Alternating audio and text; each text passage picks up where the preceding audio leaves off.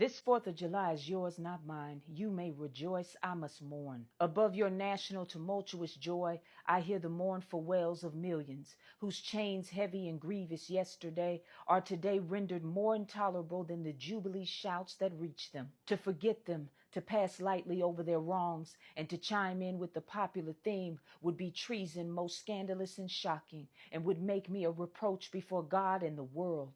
The subject then, fellow citizens, is American slavery. America is false to the past, false to the present, and solemnly binds herself to be false to the future. The great sin and shame of America. I will not equivocate, I will not excuse, I will use the severest language I can command, and yet not one word shall escape me that any man whose judgment is not blinded by prejudice, or who is not at heart a slaveholder, shall not confess to be right and just. Is it not astonishing that while we are plowing, planting, and reaping, using all kinds of mechanical tools, erecting houses, constructing bridges, building ships, working in metals of brass, iron, copper, silver, and gold, that while we are reading, writing, and ciphering, acting as clerks, merchants, and secretaries, having amongst us lawyers, doctors, ministers, poets, authors, editors, orators, and teachers, that while we are engaged in all manner of enterprises common to other men, digging gold in California, capturing the whale in the Pacific,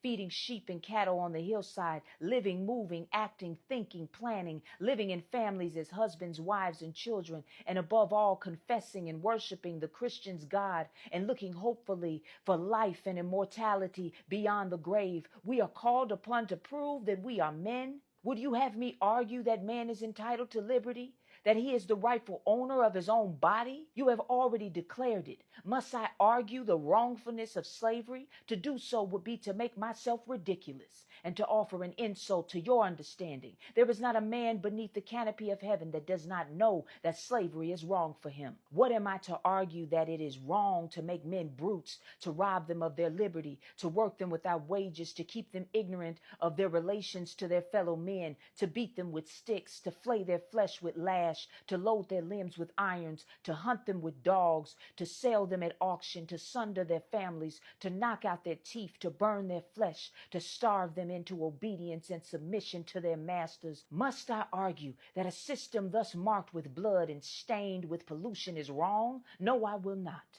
I have better employment for my time and strength than such arguments would imply. What to the American slave is your 4th of July? I answer, a day that reveals to him more than all other days in the year the gross injustice and cruelty to which he is the constant victim. To him, your celebration is a sham, your boasted liberty and unholy license, your national greatness, swelling vanity, your sounds of rejoicing are empty and heartless, your denunciations of tyrants, brass-fronted impotence, your shouts of liberty and equality, hollow mockery. Your prayers and hymns, your sermons and thanksgivings with all your religious parade and your solemnity are to him mere bombast, fraud, deception, empathy, and hypocrisy, a thin veil to cover up crimes which would disgrace a nation of savages. There is not a nation on the earth guilty of practices more shocking and bloody than are the people of these United States at this very hour. Go where you may, search where you will, roam through all the monarchies and despotisms of the old world, travel through South America, search out every abuse, and when you have found the last, lay your facts by the side of the everyday practices of this nation, and you will say with me that for revolting barbarity and shameless hypocrisy, America reigns without a rival.